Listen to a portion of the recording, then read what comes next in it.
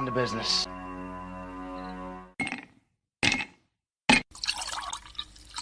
That's the nectar of the gods, baby. Hello, everyone, and welcome to the #1 liquid-fueled, liquid-lubricated show on the interwebs. This is the Whiskey Musings broadcast, and I am your sweating his butt off host, Rick. I don't know what we did. I have no idea what we did, but this past week, somebody, and I don't know who it is, but somebody turned up the thermostat on the Pacific Northwest and gave us a beautiful, absolutely beautiful week, but a week of extreme heat. I mean, we're talking today, it was like 80s, 90s, hundreds all around the sound today. And you know, it's supposed to get even worse tomorrow.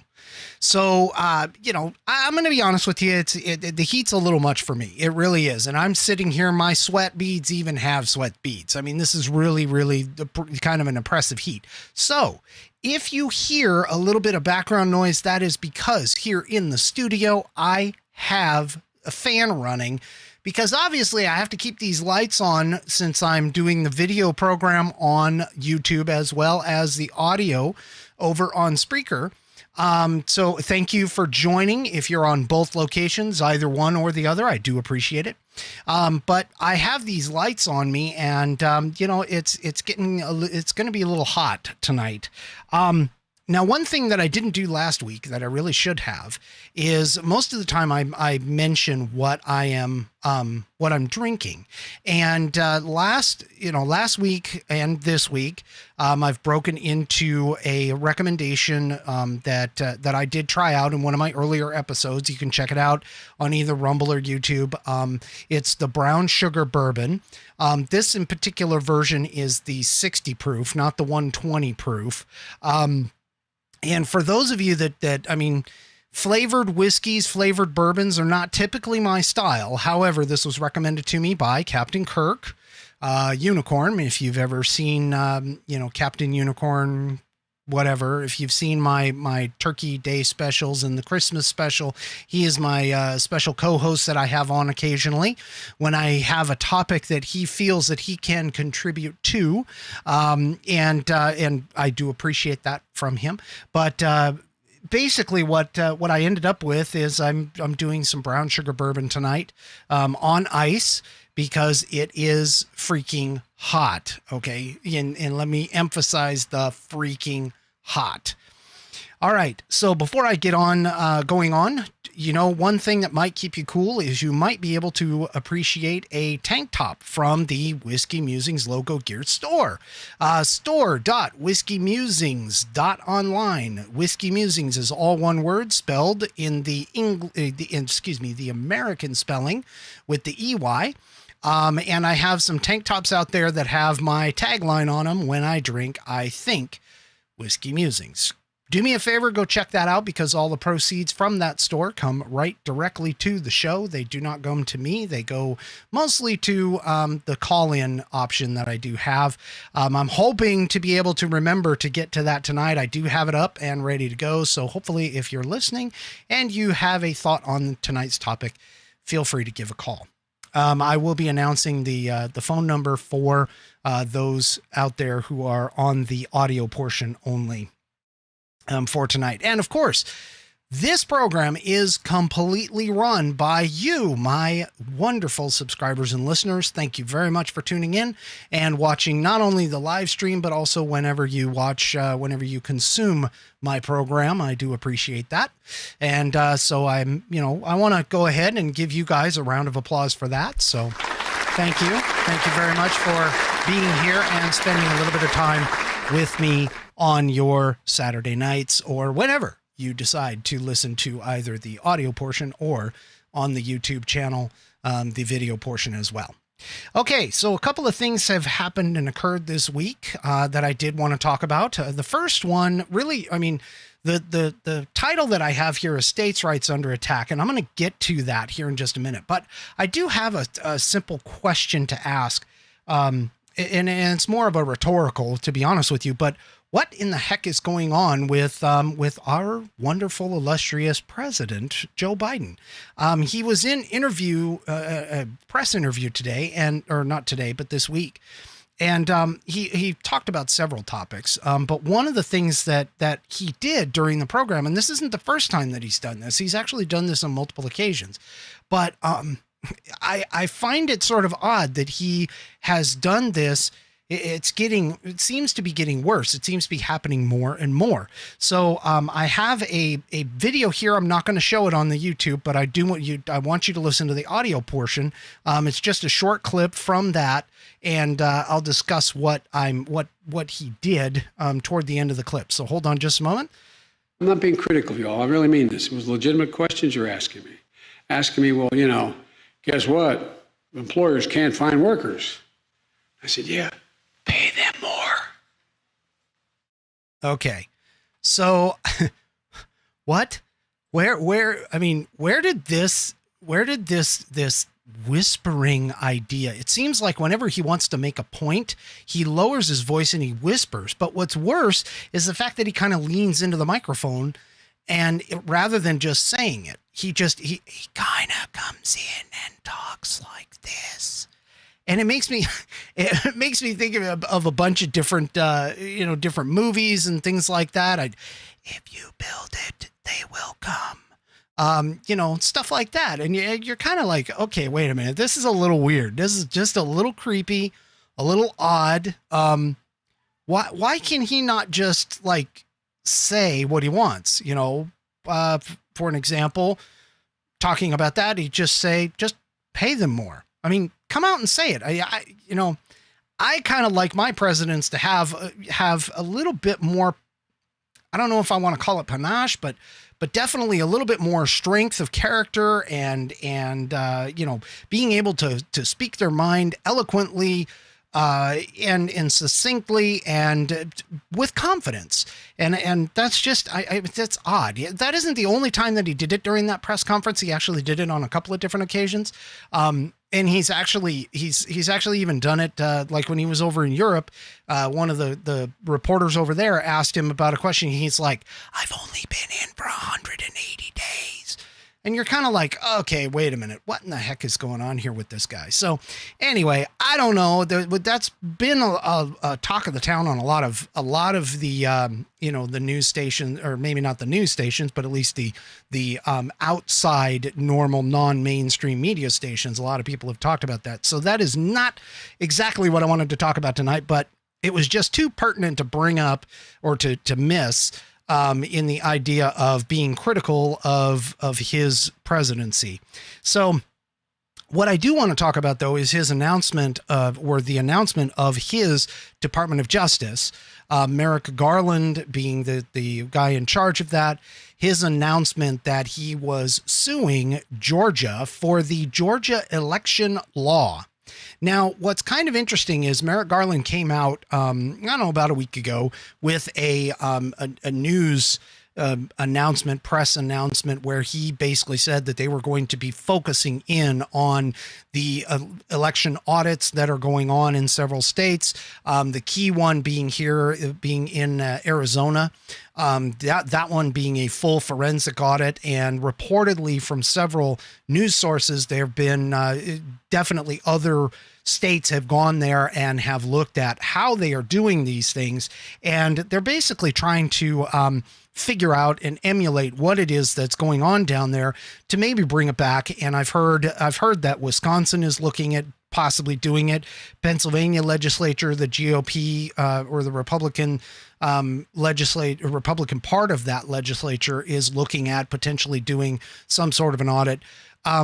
This happens pretty much after every major election. We have it where we have several discrepancies, questions, things that have gone on. And so each time we have a major election, especially one that seemed to be as hotly contested as this one, where we have admittedly some irregularities. Now, I've mentioned it on the program before, and I've said that I personally, I'm not at the point now, I'm not at the point yet to believe that there was enough irregularities to overturn things. However, that being said, I'm not closing the door on that, because of the fact that there is a possibility that some things could potentially have shifted stuff around. One announcement earlier this week was talking about Facebook, and how Facebook in Wisconsin in particular they're coining the phrase Facebucks. But Facebook apparently hit the Mark Zuckerberg went and donated a bunch of money, but it seems to have been donated to particularly Democratic areas. And by Democratic, I mean Democrat-controlled areas, versus just blanketing it across the states or the state itself. So there is some question now. They're starting to look at, election money gathering and that kind of stuff. So they're starting to look at that. You've got the election audit that's going on, the forensic audit that's going on in Arizona. It is scheduled to be completed this coming week, roughly. I know that they've pushed it back and they've changed it around a little bit, but it's scheduled to be completed soon. And I know that one is going to be really, really focused on. And then, of course, you've got the whole Georgia law, where Georgia changed their law. And they did put in voter ID, but they also went ahead and opened up more earlier voting than they've usually had. They created new places for ballots to be dropped off at that are more secure, and in reference to some of the problems that they've been accused of with the last election in 2020. Now, the problem here, though, is that the Department of Justice has said that they are going to sue the Georgia state over that change of election law. And so that kind of got me thinking, and I was like, well, how is this going to really work in terms of the Constitution? Because as you know, if you're a longtime listener on the YouTube channel or have checked out any of my other videos and stuff, I am a big proponent of the Constitution as it's written and how it's interpreted appropriately based against things like the Federalist Papers, the Anti-Federalist Papers, so on and so forth. So I'm really taking a look at this because, first of all, I mean, this is the U.S. government suing a state, which kind of brings into the mindset of the whole Federalist system. For those of you that don't understand what I mean, the idea of the federal government literally was that it was a necessary purpose, and that it would have limited powers. I mean, a lot of people think that the federal government just overrules over all of us, when in actuality, if you look at the way the Constitution was written, if you read all the Federalist Papers and especially the Anti-Federalist Papers, because the Anti-Federalists were against the idea of having a supreme controlling government over the top. And so there were several concessions that were made during the writing of the Constitution, like, for an example, the addition of the Bill of Rights. That wasn't supposed to be in the initial Constitution, but the Anti-Federalists pushed for that to get put in. Now, a lot of people believe that the Bill of Rights in particular is something where government conveys that to the people. And in actuality, if you've ever been through any kind of civics class, it is more the people are telling the government that you cannot touch this. That's why it's the Bill of Rights, that the federal government can't touch those specific things, like, for an example, the freedom of the press, freedom of religion, freedom to assemble, the Second Amendment shall not be infringed, etc. So, contrary to what a lot of people believe, the federal government actually, in most cases, has even less power than the states do. And the reason for that is because of the 10th Amendment. And let me pop that up for you here real quick so you can take a look as soon as I figure out where okay, so my buttons kind of move a little bit every once in a while. So here is the 10th Amendment as it's written. And for my audio listeners, I'm going to go ahead and throw this in. This is the 10th Amendment, at least the beginning statement of it. The powers not delegated to the United States by the Constitution, nor prohibited by it to the states, are reserved to the states, respectively, or to the people. So basically what that means in terms of the 10th Amendment is that the government, the federal government, gets its power from the people, gets its power from the states. The people make up the states make up the union, and the union has to have the federal government as a necessary evil per se, in the mindset of several of the people that were writing the Constitution. They had to have it there because of the fact that it was necessary to make sure that certain things got done that could not be given just to the states themselves. The founders actually recognized that they needed to have a government entity, as much as they didn't want like a monarchy, but they had to have a government entity that could help alleviate communication between the states and to be able to provide for things like a national defense. Even though there wasn't a standing army at the time, there were certain tasks that just not one state could actually undergo. And so as a part of the Constitution, they basically said, okay, we're going to create this federal entity, but this federal entity is going to have limited rights. And actually, even, James Madison brought that up in the Federalist Paper number 45. And, they call them the Federalist Papers, but they're actually a series of articles written in a paper called the Federalist. And this particular one is issue number 45. He talks about how the federal government is only granted a small amount of rights given to it by the states and by the people. And this is where the 10th Amendment comes into play, is that if there isn't any power and it's kind of interesting that this is one of those amendments that not too many people actually truly understand. And it basically, again, is stating that anything that the states don't do or that the people don't do, the federal government is allowed to do it if it's been delegated to them by the Constitution, by what's written in the Constitution. Now, this is important, and the reason why it's important is because a particular power is delegated to the Congress of the United States when it comes to things like elections. And in this particular case, what I'm talking about, and I'm going to pop this up on the screen for those that are watching on the YouTube, and I call it the YouTube. I'm old. Give me a break.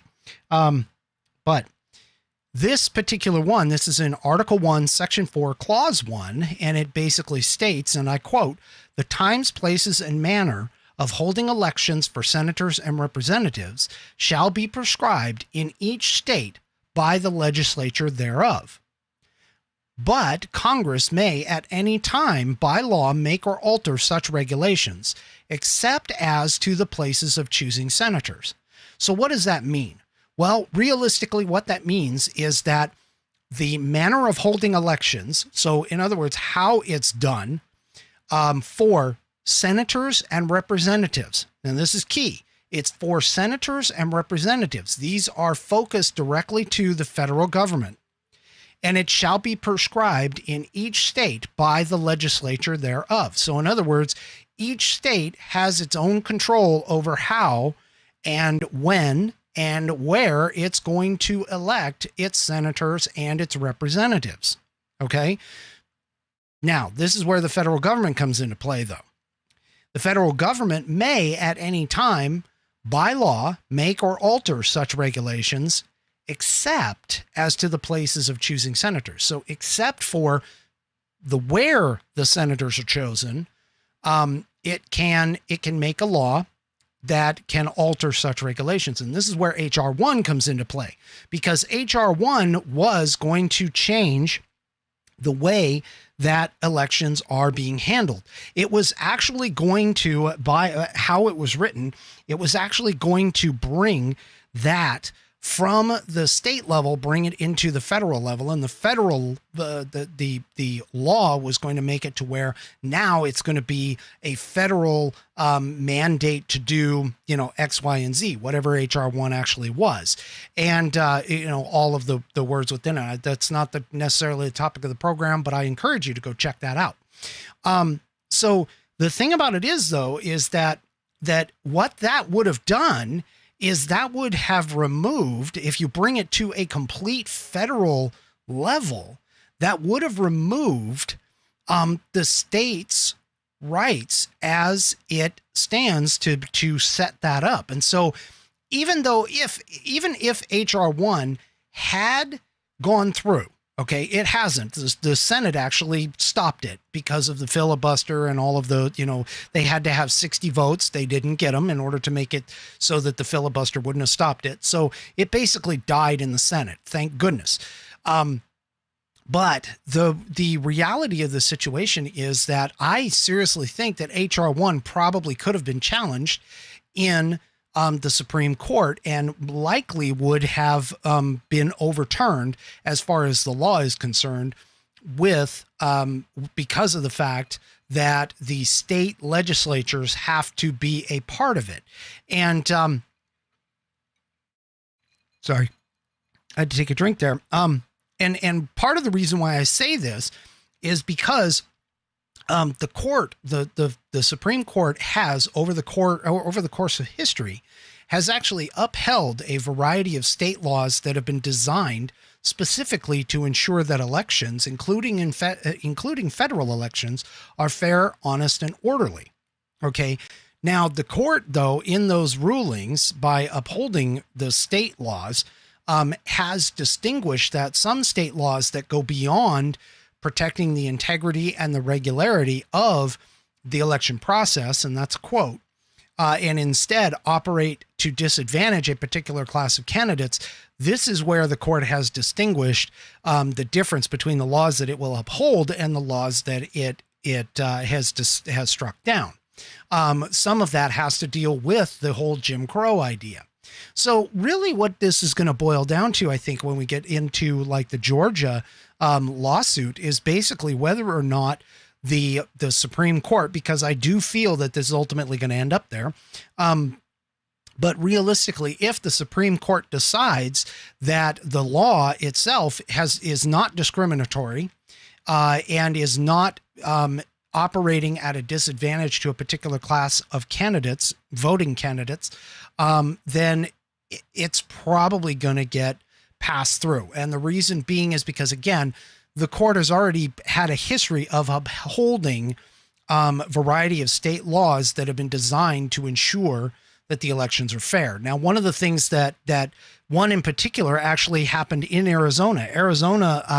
The legislature there took created a commission because of the initiative process within the state. And by that, I mean, as far as the initiative process is concerned, the people got together, got enough signatures, got wrote a bill or a law, got it put on the ballot, and it was voted by the people to become law. That the legislature wasn't the one that did the redistricting for the congressional districts, that they handed it out to an independent third party in order to do these congressional districts. Now, originally, and this happened in 2015, so not too long ago, but originally it was always done by the state legislature. Well, the Supreme Court actually upheld the state law to hand it off to that independent third party. And the reason being is because in their interpretation, the term legislature did not actually specifically mean the state body of the legislature, but it actually meant more of the legislative process, which in the state of Arizona at the time carried with the initiative process and being able for the people to get something on the ballot. So this is where things are really kind of interesting in terms of how this is going to work out. So this is one that we're definitely going to have to watch, is the Georgia election law. And mainly just because of the fact that contrary to popular belief, everybody is sitting here talking about, oh, voter ID is a problem.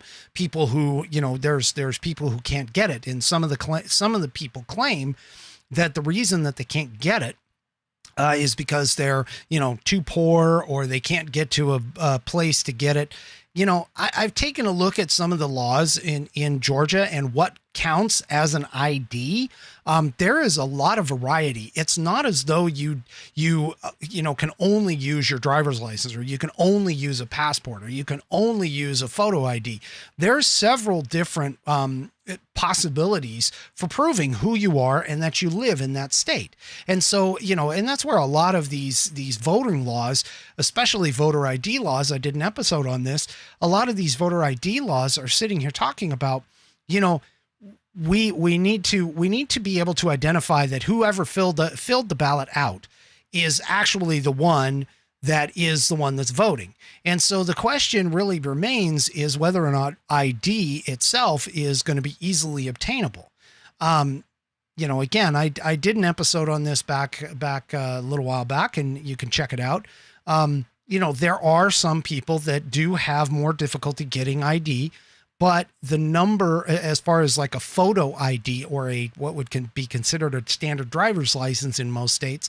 But that being said, the percentage of people is fairly low, and the percentage of people that actually would be interested in voting with that ID are actually fairly low as well. So even though it might cause some challenges, there isn't a challenge, or there isn't a situation where the voter IDs are really that much of a problem, because again, most states that have voter ID laws and voter ID requirements have multiple ways of identifying who you are.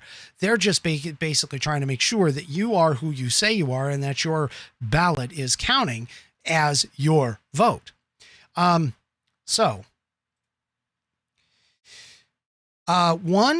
specific issue in terms of the Federalist Papers, if you're interested in taking a look at it, or trying to figure it out, whatever. But one particular one that I think you should look at and read is Federalist Papers number 59. Number 59 is specifically talking about concerning the power of Congress to regulate the election of members from a specific place in New York packet. And in there, Hamilton, who wrote this, he actually talks a little bit about the idea of having the elections responsibility either at the full side of the federal government or within the Constitution, or having the full side or the full responsibility on the states, or the idea of sharing it between the two.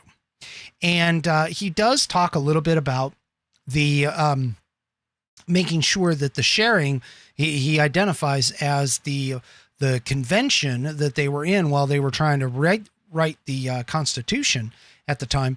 The convention is what basically was saying, hey, we kind of like the idea of splitting the responsibility between the federal government and the states.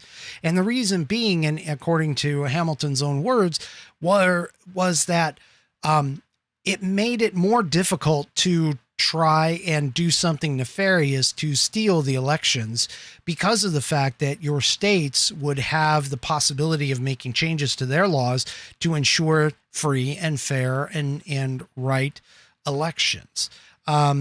And it versus just having the responsibility all in one particular place. Now, this isn't surprising that they did it this way. And the reason being is because if you look at our government having, the separation, not separation of powers per se, but the separation of responsibilities between the executive branch, the legislative branch, and the judicial branch.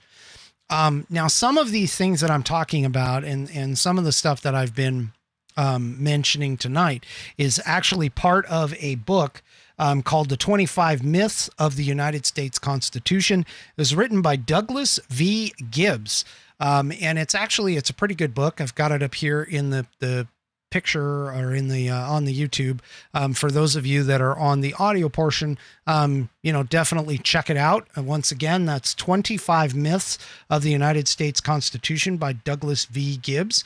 And one of the things he does bring up and mention is regarding things like, federal law superseding state law, which a lot of people believe that federal law does supersede state law. And it does in specific circumstances, especially when dealing with powers that are given to the Constitution or given by the Constitution to the federal government. But it goes through these 25 myths, and some of them are they're really interesting. Highly recommend getting that book and reading through it. He goes through and explains it from a constitutional level, and also talking about the Federalist Papers as well. So taking a look at the elections in Arizona. So Arizona has been doing a forensic audit on their ballots and their election process. And one of the things that has been argued about this is that it is a third party. It's a party that is, not your typical party.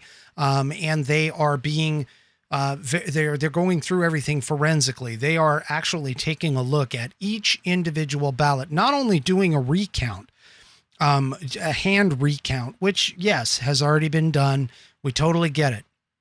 But they're also going through the ballots themselves, and they're taking a look at the ballots themselves. They're seeing were they printed on bonded paper, on the proper paper? Do they have security watermarks?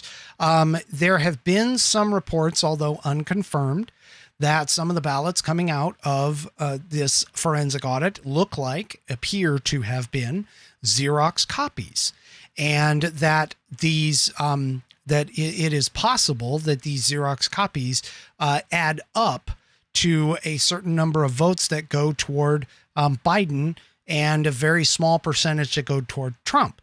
Now, mathematically speaking, when you take a large group of things, and let's say you have something like a 60-40 split, doesn't matter which way it goes, but you have in general a 60-40 split in this one pack, then you go and you have another pack of basically the same set. You would assume that the potential trend for that second pack on the exact same thing would be fairly close to or very similar to that 60-40 split.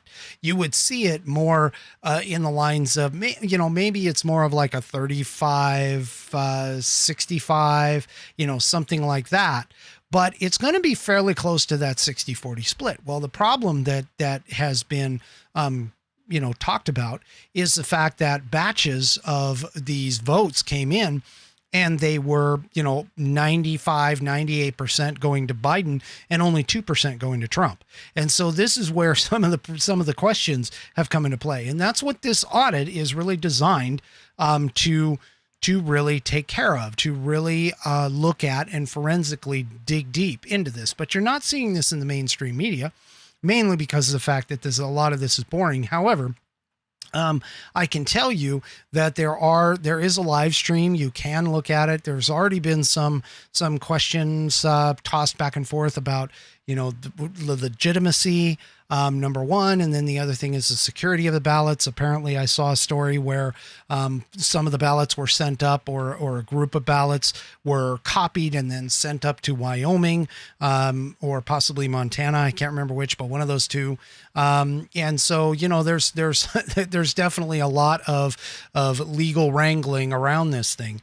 But the thing that I find just absolutely fascinating here is going to be over the course of the next, 6 months to a year, maybe, depending upon how these things shake out, as far as how long it takes the court system to actually run through these things, is whether or not some of this stuff is actually upheld, because of the fact that, we all, regardless of whether we're Republican or Democrat, we should all be attempting to make sure that our elections are free and fair and done in a right manner. And whether that means, doing things like voter ID or something along those lines, that's fine. However it's going to end up, being done, the fact is that we really should know that when somebody votes, when an individual votes, their vote is the vote that they put in, that they are legal to vote, and that vote is counted the way that it was supposed to be counted. That's just part of the democratic piece of our elections process. That honestly is very important toward keeping us a republic, and the integrity of our elections is really, really huge. A lot of people don't seem to understand that. In fact, when I was younger, I mean, I didn't even care to vote. You know, and there were a couple times that I didn't vote, that I absolutely did not vote. But now that I'm older and I'm starting to realize this is really important, not necessarily at the federal level, but definitely down at the state level, down at your county level, down at your city level.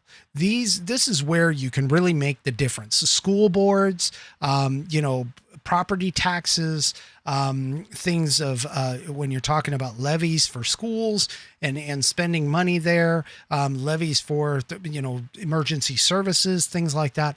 All of those things are very important. And so it's really at the local level, the grassroots level, where voting and voter integrity is incredibly important. The challenge there, of course, is in most states, it's run by a state auditor. And so trying to make absolutely certain that our vote and our voting integrity and our voting elections are free and fair for everyone who is legal to vote. And that's the key, is who is legal to vote within our state and federal election process is should be important to everyone, regardless of which side of the political aisle you actually stand upon. So, you know, from that, I basically, I don't really have too much else at this point. You know, I appreciate you coming and joining again. If you like what I'm talking about and you like what I'm, the topics that I present and everything, do me a favor and subscribe either on YouTube or, you know, grab it through Spreaker, or in terms of Spreaker, I also am publishing to Spotify and some of those others. So you can listen to me wherever those podcasts are sent out. And other than that, I think that pretty much wraps it for tonight. I do appreciate your time. And as always, it is because of you that I am here. So do me a favor, hit subscribe, hit that notification button, and we'll see you next time on the Whiskey Musings broadcast. Good night, everybody.